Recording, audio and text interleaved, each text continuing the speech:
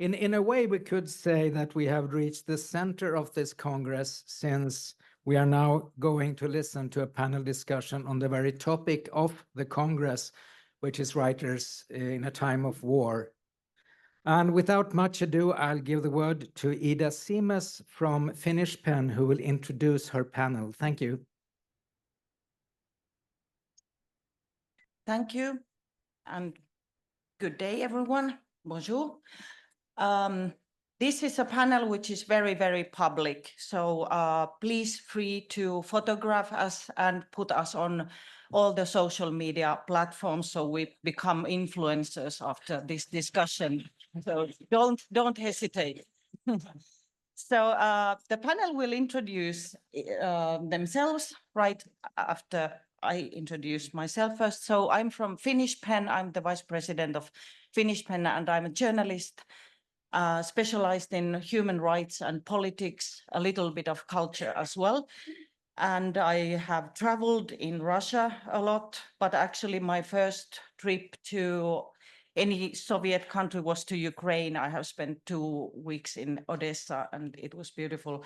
But anyway, Finland is a neighboring country of Russia, as you must know. So we have a long border, and so it's our neighboring country now attacking another country, which is having a huge impact in Finland, in cultural life and of course in political life.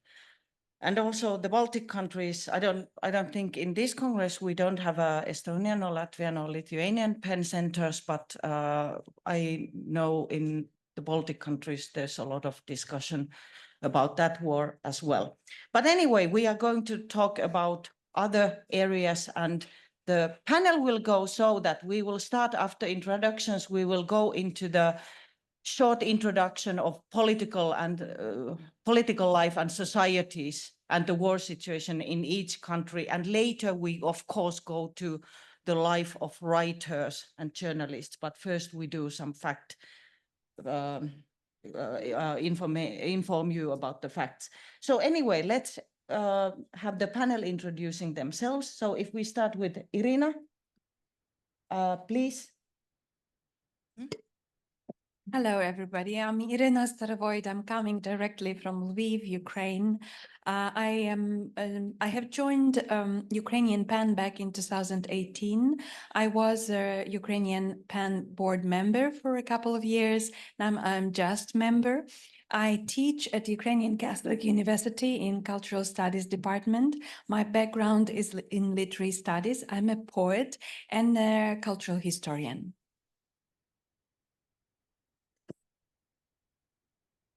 Hello, everyone. I'm very glad to be here. My name is Nour Hariri. I'm Syrian, but I came from Germany. I'm based in Berlin.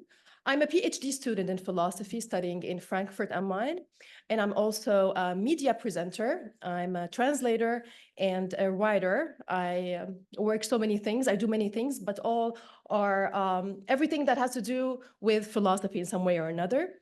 So, and I'm also a part of the Aspiring PEN Syria. We are hoping we will be voted for next year and will be elected. So we are now an initiative, but hopefully in the future, thanks to you, if you vote for us. So that's it. Bonjour à tous et à toutes. Je suis Ethson Otilien. Hello, everybody. I'm Ethson Otilien, General Secretary of Haiti. I'm here.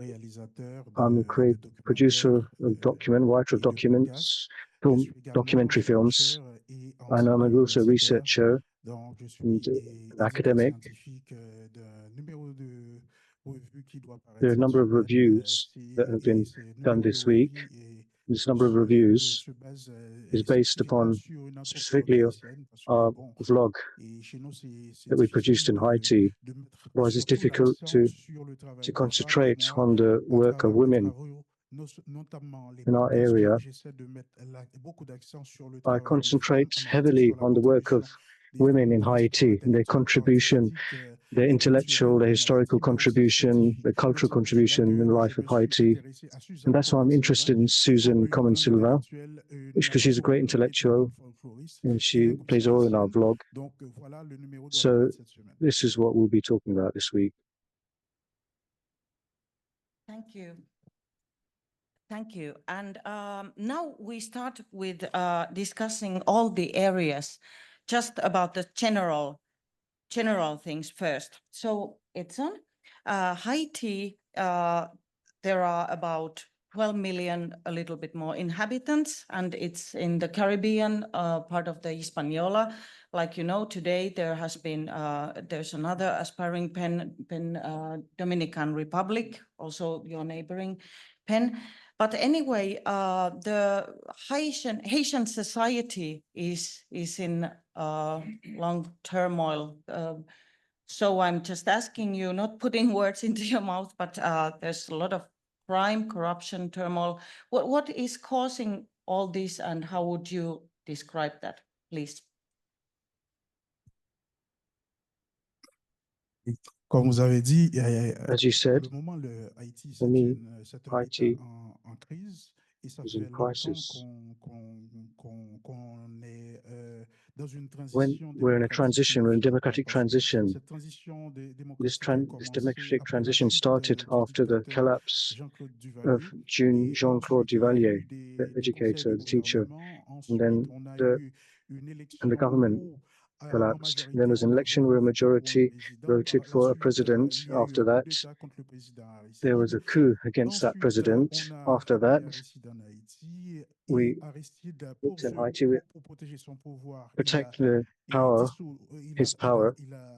il a prononcé la He dissolution de pronounced l'armée d'Haïti. he announced the Et dissolution of il the a formé army of un corps de Haiti, and police, mais formed aussi, power pour with mieux the se police, protéger, il a formed a government with créé the police, and protect himself, des milices qu'il created a a armées. militant Et group depuis which was lors, armed. donc, c'est créé sous forme After that, this was gangs, created mais le président René pretty Préval, much as qui est son gangs. It was successeur, gang a rule. essayé de mettre fin And then to end à cette gangsterisation, this mais il n'a pas réussi. gangsterization, Mais he tried après to end this quand même gangsterization after, but he couldn't certaine succeed in période doing so. But during a certain petite time period, stabilité there was a qui tiny n'a bit of pas, stability, été poursuivie. but it did not Ensuite, last. après After that, 2010, il y a eu un tremblement de 2010, terre there was an où earthquake, un nouveau and président a a new pris le pouvoir president du nom took de power, Michel Martelly, qui n'est pas Dimitri Martinique, un homme who's politiquement not correct, on va dire, who's puisqu'il not a a un langage very très respectful indécent, political notamment à l'égard des politician, femmes and certainly towards women, he mais is not aussi à l'égard des journalistes respected, qui and certainly not qui ne font towards pas jouer journalists et qui n'entrent pas dans son jeu politique. in his Après cette political situation, actions. He does not après respect son women, mandat, il a politicians, journalists proposé at all. son He dauphin, proposed Jovenel Moïse, qui lui his friend, également a Jean Moïse, utilisé les gangs, who was an mais pas que activist. lui, en fait, il y a tous les hommes politiques, députés, All sénateurs, ils ont politicians armé that les gens pour worked with qu'ils puissent armed people contrôler to certaines keep parties themselves du in pays. power, to Donc control maintenant, si certain on doit parts of the parler de country. la If we situation must talk about the security situation of parler Haiti, aussi we must de la talk about cartographie de la violence the map qui of violence, the geographical spécifiquement location of violence, specifically the dans violence l'ouest specifically d'Haïti, c'est-à-dire il y a located in the 9 west of Haiti. départements There are et l'est, 9 l'ouest, regions l'Artibonite, from east to etc. Mais west, les deux such as départements Artibonite. les plus touchés par The cette two situation de violence regions sont le département affected de by the l'ouest violence où are il y the a two la departments in the capitale Port-au-Prince regions in qui the est aussi west, la capitale politique et la whereas the capitale capital économique, is mais where you have aussi the il y economic a capital and the political capital. le Also, département de there is the l'Artibonite qui est très region touché par which la is very affected situation by this, et des gangs, negatively par la affected by the situation. It's prolifération called des gangs. Digam, À un certain moment, by ces gangs se sont gangsterism, and these fédérés gangs pour pouvoir are mieux asseoir spread leur pouvoir, throughout pour pouvoir mieux the land contrôler to les try and quartiers. spread their Et maintenant, to spread their gangster ils essaient power, de and they're trying to rançonner spread all over different zones of the les country, petites entreprises. and they're having a terrible effect on small businesses also. Sorry, let me just interrupt you for a sec. So you mean that the violence in Haiti, it's like two-dimensional. It's also the political turmoil due to the sort of different kinds of people trying to get into power. But also, when you talk about gang violence, what does that mean? Is that drug-related, or is that also somehow manufactured by the political atmosphere, this gang thing? I also read a lot about it in the internet. Just to conclude this. Yeah. Effectivement. Et Well, d'abord, ces gangs ont été firstly, these créés gangs were par les created politiques. by politicians, so to spread their power, to keep themselves in power. But these politicians lost control of these gangs. So we're talking about a point in time where their power is lost. So they try to control their population, and they also try to control businesses. If you're in the transport business, deliveries business, you try to enter the central town, Carrefour, you have to pay gangs to pass through, otherwise you won't be able to deliver your goods. So logistics is controlled by gangs. In the south of the country, they're obliged to fly another part of the world to not be killed because it's so dangerous to travel by road to fly. So it's like a collapse of civil society. We'll go back to Haiti soon, but now let's hear from Nour. Let me just get some facts about. Well, anyway, now the Syrian population is 23 million people, probably inside Syria, but indisplaced people, meaning like refugees in their own country, the amount is now 6.8 million, which is a lot. And surprisingly, Syria is also hosting more than 500,000 Palestinians as refugees. Anyway, there are about 20 million Syrian refugees altogether, but they also count those who are inside Syria, but 5.4 million are in neighboring countries. Anyway, Nour, what would you say about Syrian society? How does it look now? Well, that's a very difficult question, and it saddens me actually to say that the situation haven't changed so much. We've been struggling and facing the same things over and over again in the last 13 years. However, and of course, in the absence of any political action or political activity, what can we say about politics? The society is divided, and of course, war affects people in different ways, in varied ways. So people are affected in different ways, and a lot of factors play a big role: gender, class, if I may say, age, and so many other things. So it's very hard to talk about Syrian people today, or what is Syria today. And when we hear, for example, in some media, mainstream media, whether in the Middle East or in the West media, that the situation is okay, the situation is absolutely not okay.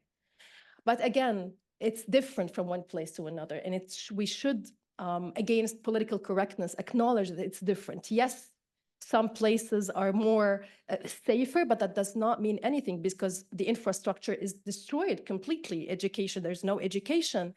There we have so many issues starting from education. We have children are facing labor from very young age. The economic situation is disastrous, hardship in every sense of the word. However, I think this language has been repeated over and over again, and we need to change that. Yes, the political situation is terrible. Yes, we cannot talk about one reality that all the Syrians are facing in the world, since, as you said, there are so many refugees now. On the border, for example, in Turkey, whether in Jordan or in Lebanon, they're facing different things, different circumstances than the Syrian people who are living inside Syria. And even inside Syria, there are differences. Myself, as a person who's living in Germany, I'm facing something different. So it's so difficult for me, and I would not make any justice, actually, to all those people to talk about them in the same way. But again, after 13 years, I feel that I have the responsibility to change the narrative. Yes, we are sad. Yes, we are every day, and let's not forget what's happening today in Palestine. And we cannot separate things from what's happening today in Syria. What's happening right now at the moment as we speak in Lebanon, hundreds of people until this moment have been killed in Lebanon, and thousands of people have been killed in Gaza. And the same thing goes in Syria, under the Syrian regimes, under the Russian forces. But also, we should not forget the role that the opposition forces or the opposition groups have played, because of so many how I say this, irrational calculations. They played a very bad role in affecting the Syrian reality and the Syrian. They should have been a voice to represent us as people looking for or seeking freedom and justice, but actually they had a very negative impact. So all these things together, I'm very sorry that I cannot depict one picture and talk about everything the same way, but that's the situation. It's fractured. We are divided between us. I'm very sorry to say that the language has failed. We don't have one language that we can speak. We cannot have one ground that we can start from or like negotiate. But I'd like also not to forget the people who are still until this moment in prison inside the Syrian regimes, who are facing torture in different ways, who are being killed, who are just disappearing without us knowing. So what can we do from this moment? I think after 13 years, we have to change the narrative and we have to ask ourselves, yes, in the absence of political action, in the absence of the political activity and decision, we as writers, especially young writers, we have to think what we can do, because everything that's happening in Syria is affecting what's happening in the West, and we cannot take things in pieces. We have to think in the general context. So I don't know, maybe I'll now give some role to the discuss later. Before, we will discuss the writing life and what writers can do later. But Nour, I have just one question to you, and this is an idea. I mean, the words I got from, I think this was in Writers in Prison panel earlier. What do you think that somehow one of the biggest threats also to the community in the country at war is that sort of normalization of crisis, which happens from abroad? You know, the kind of cynical talks that they have always been fighting there, so you know it's still going on because they just can't have any peace, so on. This is something that this narrative has been repeated all over again when it comes to Palestine and Syria. Well, that has the borders within Israel, Turkey, Iraq, Lebanon, so Jordan, and what do you think? Do you still hear that a lot, that something that should be exceptional becomes unfortunately normality? I don't know if I got your question correctly, but I want to say that this has been going on for so long, and actually this is part of since I'm also studying this. This has been going on for actually generations, but I don't like to focus on that narrative because, as I said, I mean, we have I'm saying it's wrong narrative. I don't it's like ongoing, that but it's I just think that we have the duty not to over focus on that narrative and think instead of what we can do. Instead, I'm not maybe some people would disagree with me, but it's enough of blaming, and we should now think of action. Yes, there are so many parties that can be blamed here, and we can name a lot, but I think me as a person today, I just think how we need to ask this question: how can we change the situation despite what's happening, despite these narratives, despite everything we have today, if that makes any sense? Okay, thank you.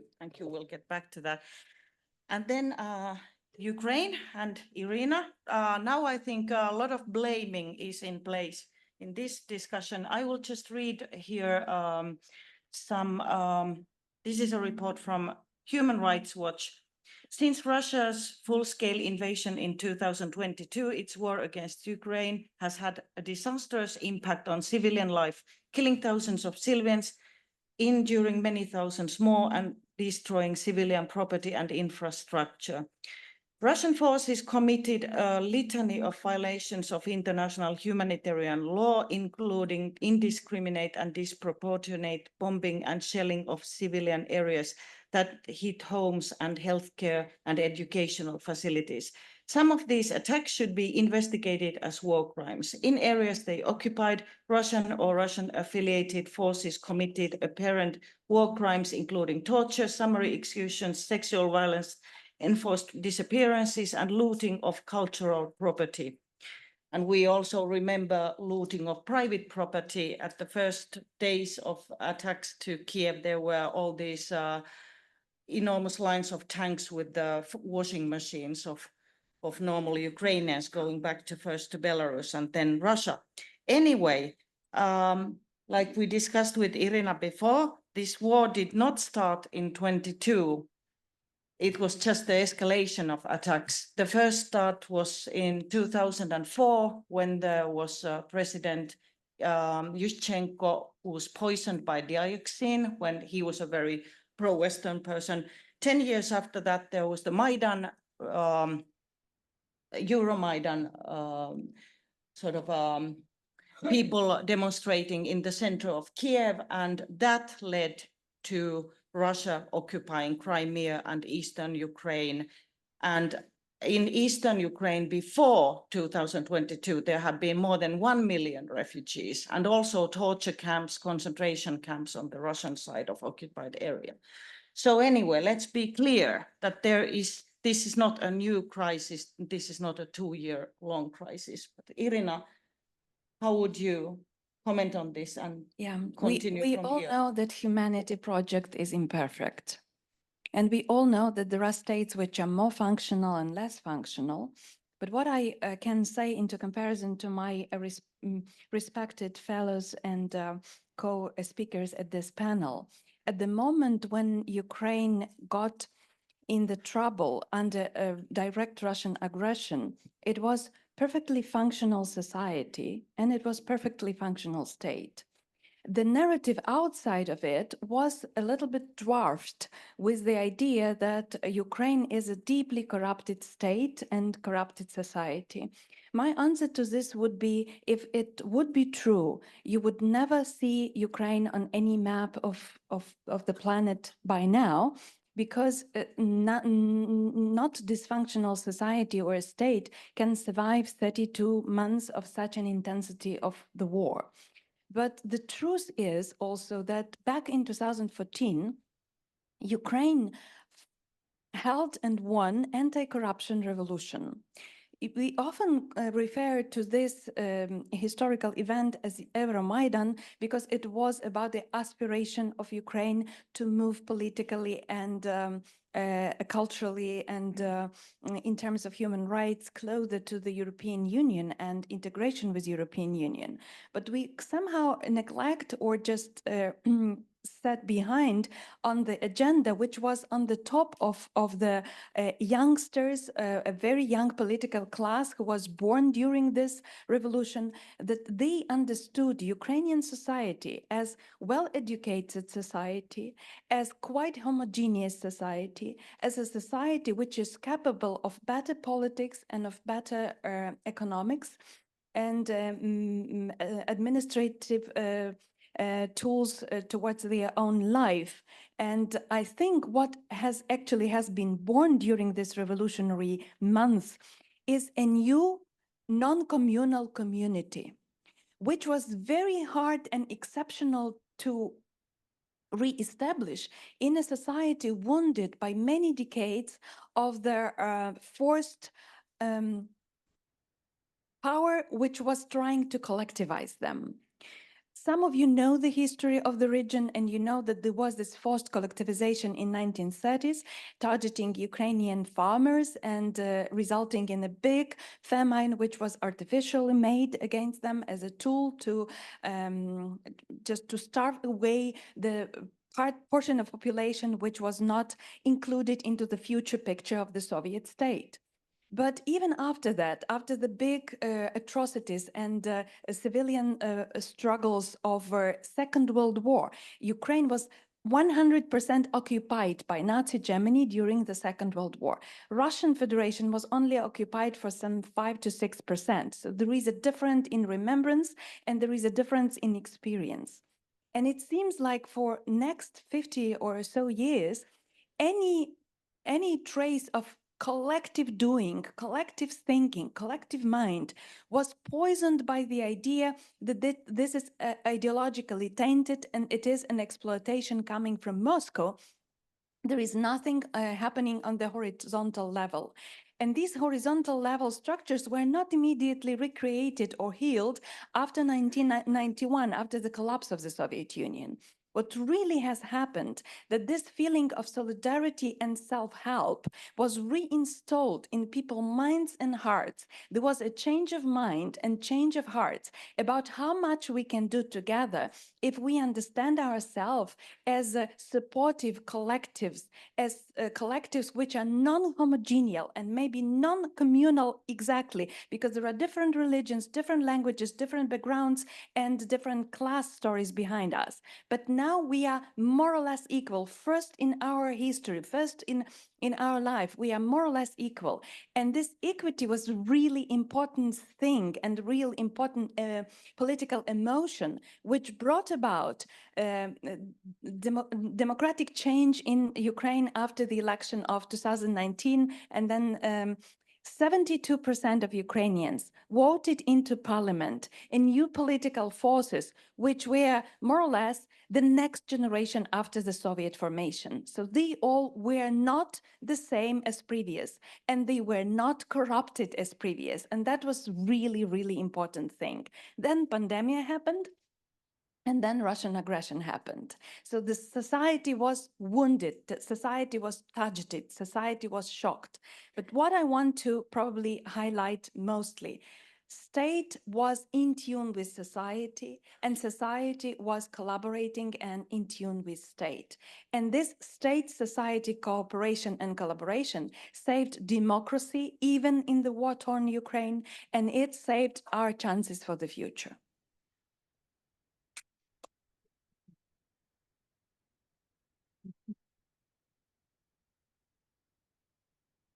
Thank you, Iryna. And let's start around about writing life now, because of course that's the focus of us pen people anyway. So please, let's start with you, Ethson. How does, well, what kind of writing is there in Haiti or within the PEN Haiti? What kind of work do you support and do? Later on, we will talk about how to also help that, but what is the most important in the cultural sense of Haitian culture? Alors, Well, après after 1864, 1864, which is the date of the independence of Haiti versus France, the Haiti writers had a task. They wanted to describe themselves. They had wrote some pamphlets to describe Haiti and against the colons, and as well in order to promote this new state that we had through the other states and in face of the other states. And this situation carried on until a certain recognition of the new state. So for this, several forms of writing were adopted, especially poetry, novels, but also essays, yes, which defend it. Well, sometimes these essays were very satirical against the last colon, but that was at a certain time. Nowadays, after that period, there was a period of indigenous literature. We tried to calm down this hard feeling against the colonialism, and we tried to go back to a writing which would match with our origins, with our aspirations, especially our Taino origins, because they were the first people, but as well our African origins. And we tried to promote this type of writing. in PEN Haiti, we are trying to advocate all sorts of writing, whether it's poetry, whether it's for novels, whether it's essays. I am more an essayist than a novelist. I'm not a novelist at all. I do write stories which I do not publish, but I'm more an essayist, essays writer. So this is it. All sorts of writing we're adopting, and we have slammers, as we call them. We try to include all types of writing in our pen. And what about journalism in your country? Is it, well, it might be a difficult question, but... J'allais oublier. Truly, I forgot this question, this point. Indeed, when it comes to free speech, particularly, during the dictatorship of Duvalier, we're trying to silence the writers. And this is why many writers left the country in exile, and some writers were killed. Let's talk about Jacques-Stéphane Alexis, who was a political man as well. He was killed because of his political opinions. But from some time, the writers have been recognized, more recognized. And this is why now they are less attacked now. But when it comes to journalists, they are very much attacked. Even in 2022, 6 journalists were killed during their job. And this is why, in order to pay tribute to these journalists, in order to promote these actions, I made a documentary on journalism. And the name of the movie is very interesting. It was created in Creole, Journalism in Haiti, New Job qui m'inquiète. It's like a job that feels like blood. This is how I could translate it for you. You know, if you practice journalism in Haiti, it means that death and yourself, you are very close to each other. Yeah, you're very close to the. This is why in our pen, we are trying to support the journalists, even to train them so that they could do a better job, so that they could protect themselves in a better way too. Just briefly, I saw in some encyclopedia that a little more than 30% of Haitians have access to internet or web connections, whatever. I don't know whether it's phone or computer. What is the literacy rate? And if one is a writer or journalist, can they actually reach Haitian people? They can read, or do they have access to books and papers? I don't mean just that it would be a question of crime or human rights, but just because of poverty, for example. Oui. Alors, c'est toujours très difficile. Oh, yes, it's still very difficult to talk in statistics in Haiti because the statistics are just estimates and they're not real results after investigations or surveys. You know, they do not they don't go door to door in Haiti. So the results are only estimates. So at the moment, many young people, especially those who live in the cities, do have a smartphone. And through these smartphones, the young people have access to internet, and they can have access to some resources, not only literally and as well scientifically. So it's difficult to give you figures and percents, to be honest. And because of this, some of our young people are trained through the internet and use internet to have other activities. But we have our Facebook page, and we bring awareness through our Facebook page. And we did have an office that had to close down, unfortunately, because of lack of financial resources. And because it's in Haiti, it costs very much, a lot of money in Haiti. And we didn't have enough financial resources to be able to continue to rent these premises. We had to close it down. But these premises were really useful in order to bring awareness to young people, not only about journalism, but as well to promote literature, Haiti literature, and any other literature. We used to invite writers from all over the world in order to promote their own works, either on site in these premises, but as well online for those who couldn't come. We were able to welcome them online through webinars, and that we could have this promotion of work. I don't know if I answered well your question.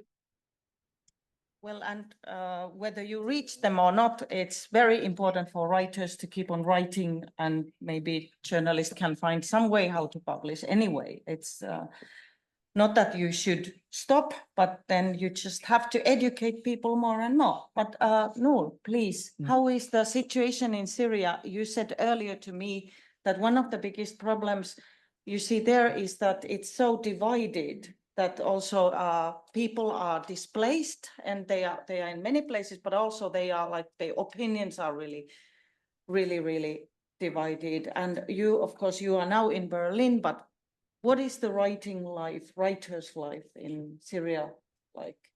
Well, as I said, I cannot talk about all Syrians, but since we are here as Aspiring PEN Syria in Exile, I'd like to start by talking about the writers in exile. But allow me to tell you about myself or my story as an example, as one example from like hundreds of or thousands of examples around the world. At this moment, for example, I watch the news and it breaks my heart and it saddens me to see thousands of people are being killed where I come from, whether in prisons, whether in Gaza, whether seeing the hundreds of people are dying today at this moment in Lebanon. My sympathy also all the time goes there as a Syrian, although I hate identity and I don't like to stress on this word, but sometimes we have to use it. So people think there's this idea that is usually very much misunderstood, that when you sympathize or you have this feeling toward the people there, then your feelings are based on religion or nationality or I don't know what language, which is so wrong as how I feel. And there's this wonderful American anthropologist, Marshall Salins, and he's written a very wonderful book about kinship. Kinship is about having existential bonds and connections. So when I look at these people and I see that they're dying, it's not like I empathize because we share the same religion. No, it's because I see myself in their situation. I say to myself, it could have been me there. That's it, actually. So that's one part of the story. But today I'm also German. And I love my new country. And today it's my home. And I care for the prosperity, the safety, and the security of Germany and Europe. And it also broke my heart a few weeks ago when I saw in the news that there was this German a police officer who was killed, or when I see any breaches, whether against Jewish people in the name of Arabs or Middle Eastern, let's name it this way. It breaks my heart. But the thing is, this is only one part of the story. There are hundreds and thousands of people who stand against that, but they are overshadowed and they have no place to speak because we are always polarized between two, either or. You should be like this narrative or that narrative. Where can we speak? We don't have a place for ourselves. So the question arises for a writer like myself and hundreds and thousands of writers in Europe, in America, I don't know where in the world. How can we stay true to ourselves, to our values, and to our causes when our different homelands are in conflict? I don't have one homeland. For me as myself, I don't want them to be in conflict. So since this is a political matter and we cannot change politics, we need at least a platform that we can speak in and talk about ourselves and about our issue. But the thing is, as a writer in exile, there are no place for people like us. That's the main problem that I'd like to discuss here. And so we have the problem of finding an independent or at least a free media, because again, this is an international problem, like this problem, you can find it everywhere in the world. Yes, we can find it more. It's more intensified in the Middle East. No freedom, no expression of freedom. But let's be honest as well. It's not like you are that free everywhere in the world. And we have, as a writer, writing in different platforms and different institutions in the Middle East, I'm going to be very honest here, that I have to align my work with the agenda or the interest of the respective governments that supports or financially supports this organization or this institution. That limits our freedom. The same thing in different other. Yes, I have more freedom, for example, in where I live right now, but again, I don't find a place for myself and for other reasons. So I'm going to say that we are looking for a third position that allows us writers everywhere in the world not to stand. This third position is not a neutral position where we say, let's only talk about humanitarian causes and let's be peaceful. No, this third place that I call for and I invite all of us to think about is to take objective position, being rational, objective, calling the perpetrator in its name, but also having a rational voice, having a peaceful voice, a humanitarian voice, since rationality does not contradict, I think, being honest and naming things with the right names. Sorry, one thing, I didn't quite get it, sorry. You said that there's this one thing, something being divided that limits your freedom. Did you mean that it was if you write wrong thing, you don't get academic funding, or what was it that limits your freedom? I didn't talk about that actually, but you said I didn't talk about academia. Oh. Yes, but academia is also an institution, like any other institution. But sorry, I did not get the question. You said that you have to be really careful when you do, because that limits your freedom. What exactly limits your freedom? Being careful, like when you write with one specific institute, when you want to publish as a writer, for example, you need to know what this institution is and what is its own interest, and you need to be talking freely to some extent, if I may say. If that makes any sense, or if I need to elaborate, please tell me. It makes sense, right? Yes, I'm going to give a good example, which can put me in trouble. Let's be in trouble together. I mean, for example, the Syrian revolution, and that turned afterwards to a war as well. A lot of writers didn't find a place to write. So what they did afterwards, they turned to other options. We wanted a platform to write in. But the other platforms that we found, whether from the Gulf, whether I don't know from where, those institutions, those platforms allowed us to talk to some extent, but we should not contradict or should not be in conflict with their own politics, if that makes sense. Yes, but I want to be completely honest. Yes, I'm gonna be very honest in this. This is much more in the Middle East, but I don't want to lie to myself and say this does not exist here, because it exists here. I'm as an academic, since I'm writing about about Syria, when I talk about Syria, it's okay. When I talk about Palestine, I have to be very afraid. I'm not gonna get a lot of work. I'm not gonna and I ask myself this question every day: am I ready to face, after all, because I'm a workaholic. I study a lot and I read a lot and I do a lot of work every day. And I ask myself, if I'm going to be truthful to my causes, as I said, the conflicting causes, because I have responsibility towards Germany today, and I have responsibility towards Syria and other countries. But as I said, we sometimes sympathize with some countries, not because we love them more or we want them more. It's because sometimes you have this existential connection.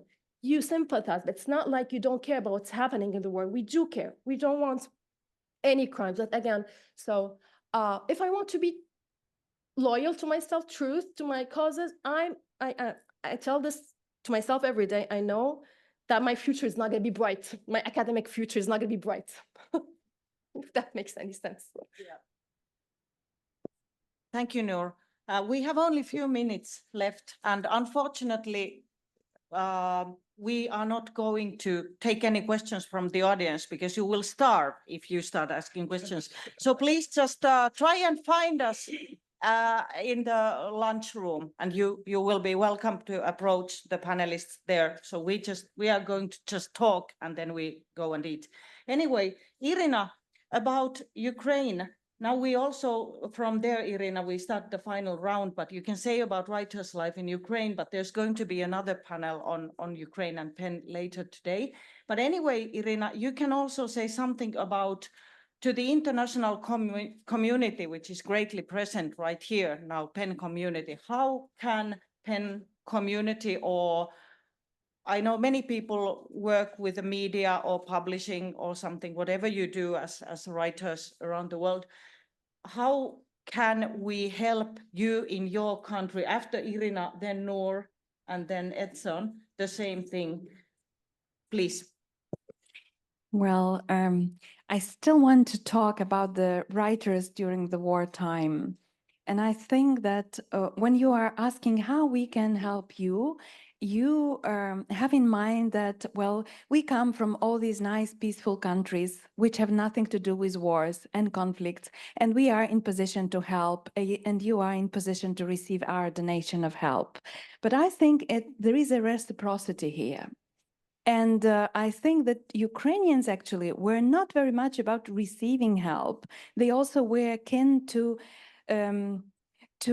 give, not to take, but to give and take, give and take, give and take. And this is a circulation of life also. This is a circulation of oxygen and blood in our veins. So when you're thinking what we can do for you, Ukrainians also are thinking what we are doing for other people in the world. And what helps Ukrainians and Ukrainian writers, first of all, there is this intrinsic understanding that it's not only our local cause. This is a bigger cause about the phronesis, about the good and evil, about what's possible and impossible to do with others' lives, with others' domiciles, with others' territories. I want to say that Ukrainians lost a lot in this war. They lost a lot of territories, a lot of homes, a lot of lives and hopes, but they haven't lost their mind. And I would say that we all here also have to be sober and not to lose our minds, also not to lose our moral compass. When I listen to Nour Hariri, I'm bitter and I feel some very dark substance behind that. It means like there is a world of academia, or there is a world of mass media internationally which you could not penetrate because you're honest, or you could not somehow wage your own fight because there is something bigger than you. But my advice would be that we all have to try to unite and to make this collective effort, and maybe International PEN is exactly the right horizontal platform for doing that. And to finish, I want to quote a young Ukrainian poet, which happened to be also a young Ukrainian soldier, because Ukrainian army back in February 2022 formed not of professionals. We had very little professional army, but it formed from the ordinary people who created army of ordinary peoples of different generations and different walks of life. So Arthur was a young poet, but he went to war. Why do we need literature in a time of war, he is asking. For a long time, I had no answer to this question. I told myself that I didn't know. After the full-scale invasion began, I stopped writing. Since the age of 17, I had believed that literature was my purpose in life. I thought that being a writer was something that carried weight and had meaning. And suddenly, it turned out that there was no meaning at all. What can you write when children are being pulled from under the rubble? In what order do you arrange words to ease the pain of others? I decided that writing was pointless. But I was wrong. Time needed to pass because it is impossible to write about today in the old language. It had to be reinvented. I had to lose faith in writing, admit the literature was helpless, begin hating all writers, forget every poem, I had to give up on language completely and start from the beginning. Let's go back to the beginning. Now I have the answer. Why do we need poetry in a time of war? Why do we keep writing these poems, reading them, sharing them with each other like communion wafers or cigarettes? Why do we sometimes need to read something to feel love or even hate more fiercely? Why do we need poems? To feel less lonely.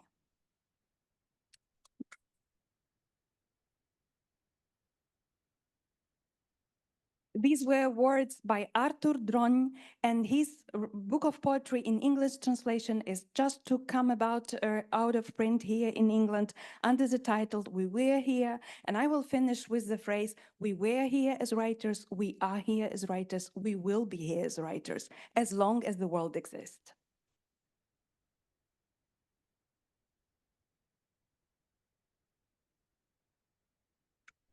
Well, Nour, one very practical way I think how PEN community could support you is to vote for your center next year because you are aspiring now, perhaps. But what kind of other things? Allow me please to add one thing, because I felt that I was very selfish when I talked about writers in exile and I didn't mention any people, any writers who are inside Syria, inside Palestine, Turkey, Lebanon, you name it, and who are struggling and facing, and some of them are dying and being killed. And I want to also stress one thing: it's not always a problem of freedom of speech. It's sometimes freedom or freedom of expression. It's sometimes freedom of thought. We are under ideological apparatuses. People are being bombarded every day by ideological media, and that's also a problem, because people, if they are free, but they are still ideological, that won't make any sense. But back to your question. You asked me before we come here if I want to mention one specific writer or journalist. And I told you, please, I don't want to do that. It's not because I don't want to give credit to some very heroic writers who have struggled and who have written about the situation in Syria. It's because I don't want this to be turned to be about one individual or another. Yes, I would say PEN itself, PEN Syria in the future, if you vote for us and if we're elected, that would be a great step. But I don't want to individualize the PEN. I ask only for more honesty to ourselves, more yes, maybe in the future we would love to help or support one writer here and one writer there. But what I want is not to focus on one specific person, but that doesn't help. We need to look at the context, to look at the history, to see how things work, to have the responsibility. So I'd love to, I know that most of you are here are so honest and great. I'm not saying anything against that. I'm just asking for more, because that's what we need actually as Syrians. A lot of parties have tried to support us by supporting one here and one there. That does not help. But yes, the responsibility goes on us. We have to change our narrative. We have to know what we shall do as writers, not because there are no other people other than writers, but we lack politicians and political action today. So yes, I hope. Sorry for making it long. Okay. Then yes, and Ethson, please, the same.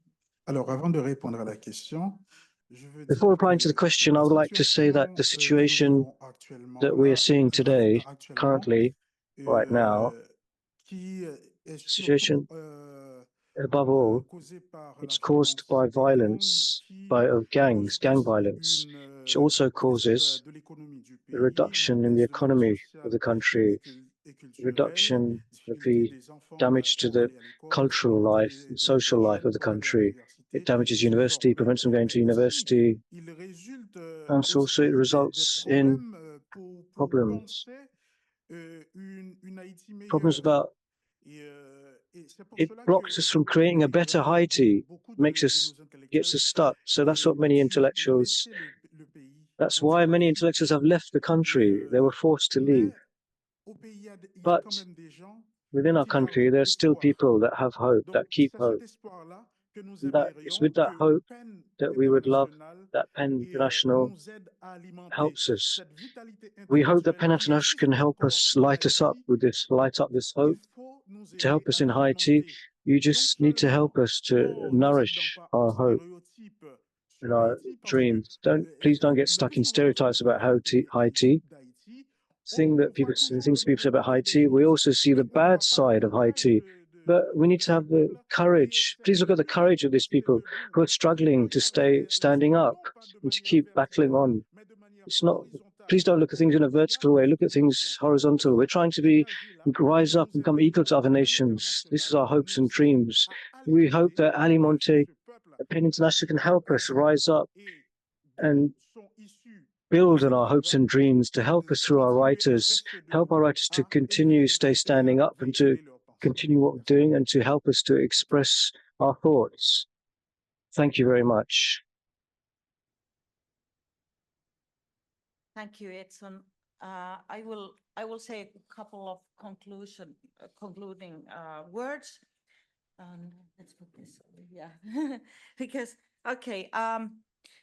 Unfortunately, due to some circumstances, we are not able to have our Russian colleagues in this panel, but I have talked to them quite a lot. And one thing is that also the Russians are saying that please don't exclude us, don't close us away from you, because now what is happening is that countries like Finland, for example, is making Russian people very difficult to travel.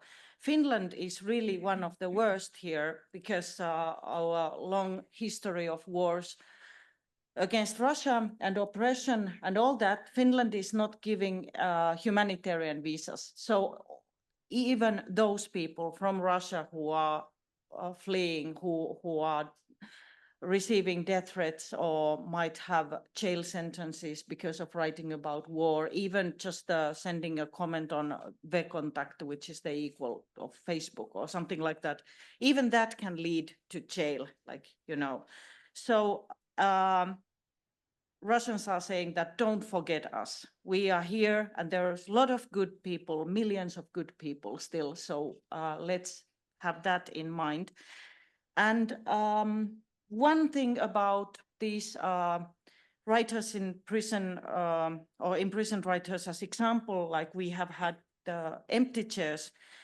2 weeks ago in Helsinki, I met Yulia Navalnaya and Vladimir Kara-Murza, who had just gotten away from jail, and Yulia Navalnaya's husband, Alexei Navalny, was killed in jail the beginning of this year, I mean. And Kara-Murza wanted to say that he is still worried, even though he's now happy to be free. He was freed by this exchange of prisoners in August, like you might remember. But he was quoting Andrei Sakharov, who said that the worst thing a political prisoner is afraid of is to be forgotten. That whatever, well, of course, one way of torture is solitary confinement. Many of them are suffering from that, or that's one way of torture. Kara-Murza was also kept in solitary confinement for many, many days, months, and he didn't know whether he's forgotten or not. He was not given access to his lawyer, or he was not receiving letters. Sometimes he did, but most of the time, no. Yet still, let's hope that there is some kind of international spirit that gets the message through to those who are still in prison. He mentioned 2 names as examples, one from Russia, one from Belarus. In Russia, there's Alexei Gorinov, political prisoner. He was the first one to be imprisoned 2022. And the charges were something like being against the state or something. But the truth reason was that he mentioned the World War when Russia was saying that it's a special operation or something like that. And the second name Kara-Murza mentioned was Maria Kolesnikova in Belarus. Her situation is, of course, really, really bad because nobody has heard from her over a year. So we maybe don't know whether she's alive or not, but I mean, I hope she is. Anyway, this is the message from them, and Kara-Murza is not going back to Russia. He's in Europe now. Anyway, thank you so much panel, and Ulla will say final word.